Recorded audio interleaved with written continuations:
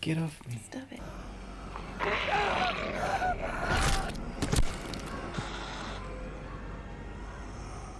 And welcome to the Ruben Tuesday. My name is Ruben. I'm Kay. And today we are reviewing... Another Life. I always forget this title. You I don't know, it's do. like a mental block. Another Life. Season 2. Season 2. So in Season 1, you see this alien artifact that lands on Earth and they can't speak to it and they don't know what it wants. So they launch this mission to where they believe the origin of this alien artifact is, which is Pi Canis Majoris something. But it's like it's... Yes. And it's one of those missions that kind of seems to be doomed from the get-go. Off they go into space and everything that can go wrong goes wrong. And Season 2 really kind of changes the shape of what we thought the story was going to be, which I think was good. yes. Season 1, with the critics, had 6% on Rotten Tomatoes. They absolutely slated it, hated it, didn't really give it a chance. The audience seemed to like it more, being at 60%. And I don't normally go that much by, but I always use it as a guide to kind of see what the majority, because it's meant to be an aggregate score. So you have the majority of critics going, yeah, but.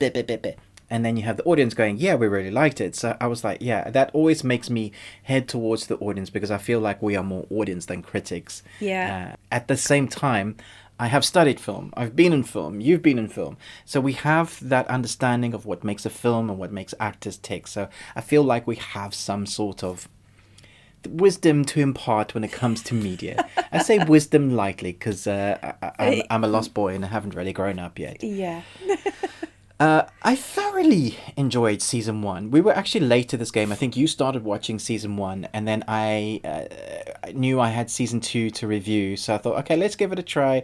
I kind of ummed and ahed. It's like 20 episodes. They're all... Well, the first season are almost hour-long episodes. Yeah, gosh. And I understand some of the negativity for Season 1 Yeah. because there's a lot of character decisions. They go from making one decision and then they're completely different characters in the next episode. There are 2 episodes in the Season 1 that didn't even need to be in the season. No. The getting high episode, because I got high. The dream sequence. Anyway, that bit was a mess.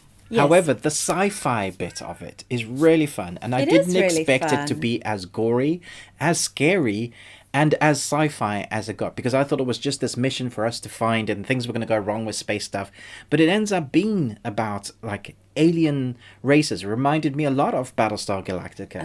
A lot of aliens in space, literally like from Aliens movie. Their corridor scene shots that are wonderfully illuminated. They're in the vents. Yeah, just harking back to great horrors like Aliens, but Yeah. also like Event Horizon.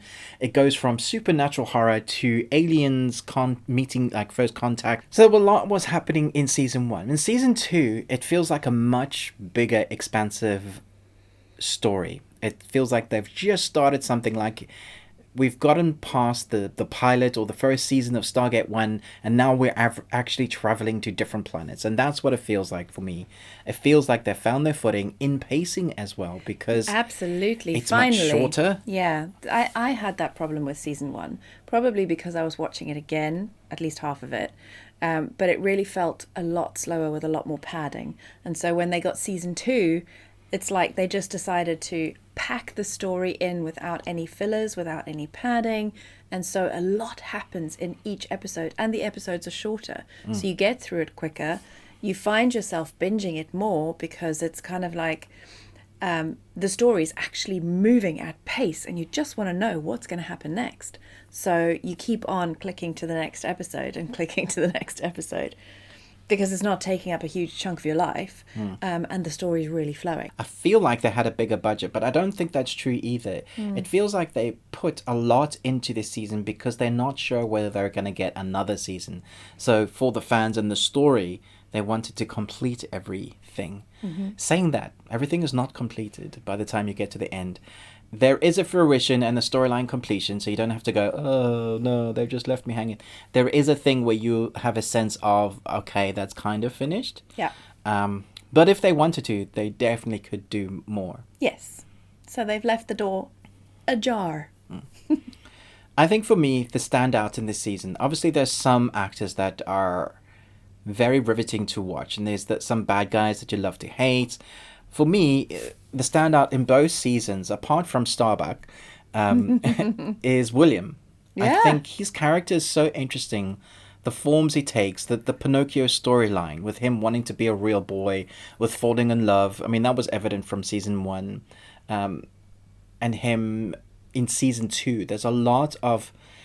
It's not backstory. There is some backstory about his creation, actually, which I thought was very interesting. But the more you see him on screen, the more you kind of like him. Yes. I don't know why it is. We always gravitate towards the less human beings I know. being human. They seem so much more human than the humans. Yeah. But he is a Better version of very us. interesting character. And he was my favorite, I think. Absolutely. Without a doubt. Like, Yeah. I found myself being annoyed about the storylines on Earth. I was just like, just go back to the sci-fi. You're a sci-fi show. I don't really care too much about the politics of what's happening on Earth. And that's basically what it is. It is something to do with this whole mission in space and whatever stuff is happening. Wow, you're just saying so much. I can't say anything. But it's just like, I've seen this. It reminds me of V. Yes, very much so. Yeah. But I want the story in space. That to me is interesting. Just give me like one newsletter in space that they receive about what's going on Earth. I'll be happy with that. Yeah, I suppose they could have gone that way, but I think they were trying to establish a connection with the people on Earth so that it would make sense that the characters in space desperately want to get back to Earth. I don't care about Earth. Well, clearly. But I did enjoy it. I think people that were there for the ride for season one, but weren't sure about whether they would watch a season two, you should come back and watch a season two. Yes, you should. Because it's better than season one. Yes. So where if you gave it, let's say, a C plus or a B minus, I would give this 4 Nicolas Cages out of 5, the second season. I would give it... Yeah, I suppose if I was giving both, I would give 3.5. But as it's just season 2, yeah, 4 Nicolas Cages is fair. Yeah. Mm-hmm. He went for a ride. He did. Thanks so much for watching this. Do look out for our spoiler talk. We're going to be talking a few interesting plot points there that we want to talk about. Thanks so much for watching this, but most of all, until next time, remember... Live long and Tuesday. I got there before you. You did. Sorry.